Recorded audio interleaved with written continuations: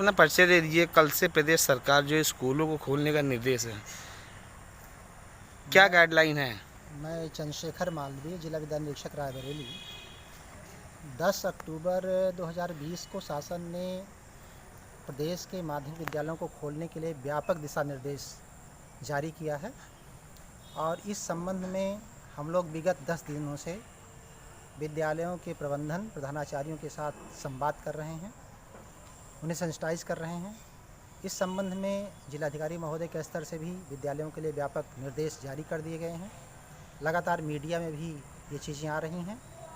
सभी विद्यालयों में कोविड-19 की सुरक्षा के उपाय कर लिए गए हैं। विद्यालयों को सैनिटाइज कर दिया गया है, साफ़ सफाई व्यवस्था सुनिश्चित कर ली गई है।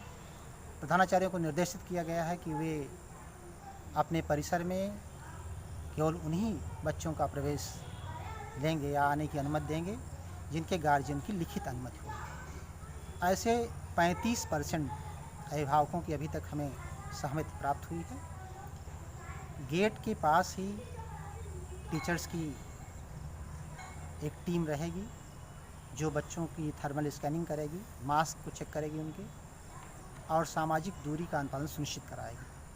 आंतरिक निगरानी समिति भी टीचर्स की बनाने की बात कही गई है, जो छात्र छात्राओं को कक्षाओं के भीतर अच्छे ढंग से बैठाएंगे, दूरी का पालन हो सकेगा।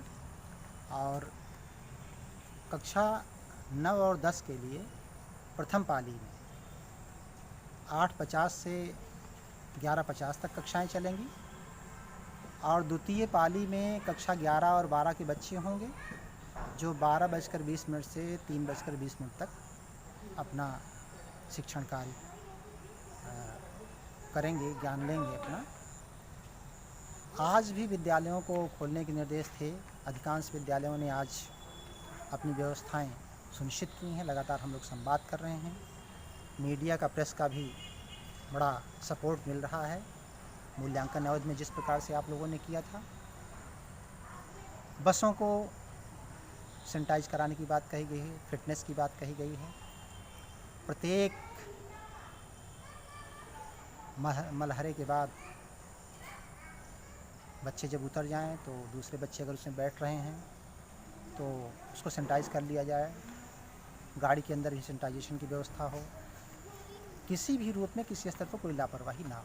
यदि किसी बच्चे को किसी भी तरह की कोई स्वास्थ्य संबंधी समस्या पाई जाती है तो उसे विद्यालय में प्रवेश की अनुमति न दी जाए, उसे घर भेज दिया जाएगा।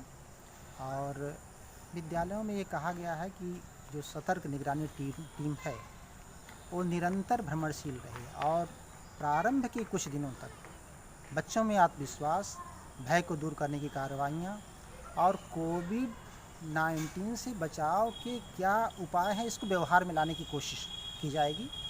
इस प्रकार अभी कक्षा 9-10 के लिए 3 घंटे और कक्षा 11-12 के लिए 3-3 घंटे का कार्यक्रम प्रस्तावित किया गया है। जनपद में शासन से उच्च स्तर पर यहाँ अधिकारी कल सवेरे से भ्रमण करेंगे। विभाग की भी 15 टीमें तैयार हैं। हम लोग विद्यालयों में जाएंगे और देखेंगे, इसको सुनिश्चित कराएंगे कि कहीं भी जो प्रोटोकॉल है उसका उल्लंघन ना होने पाए। यदि कहीं कोई कमी है तो उसे सकारात्मक सोच के साथ और दूर करने की कोशिश करनी है, क्योंकि सबसे बड़ी जिम्मेदारी हमारी है बच्चे की सुरक्षा। बच्चे राष्ट्र की धरोहर होते हैं। जब वो सुरक्षित रहेंगे, स्वास्थ्य ठीक रहेगा तो अच्छे से पढ़ेंगे और आगे बढ़ेंगे। हम उम्मीद करते हैं कि कल हमारा पहला दिन है और हम बेहतर परिणाम की ओर धीरे धीरे आप सबके सहयोग से, जिला प्रशासन के नियंत्रण में, शासन के निरंतर अनुश्रवण से आगे बढ़ेंगे और जो ज्ञान की गरिमा का लक्ष्य है बच्चों तक पहुंचाने का, उसमें सफल होंगे। स्कूलों में जिसे निर्देश मिला है उसका अगर कोई पालन नहीं करेगा तो उसके लिए क्या?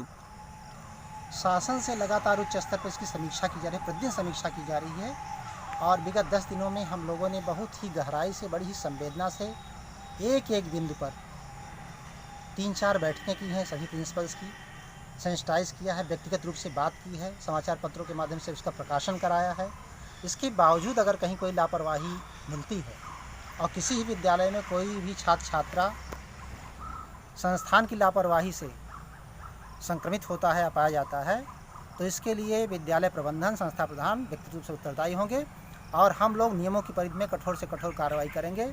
इसलिए सबसे पहले मैंने कह दिया है कि गार्जियन की सहमति के बिना कोई बच्चा प्रवेश नहीं करेगा और जो एसओपी जारी की है शासन ने उसमें बड़े ही स्पष्ट निर्देश हैं कि सुरक्षात्मक उपाय करने के बाद ही विद्यालयों को खोला जाए।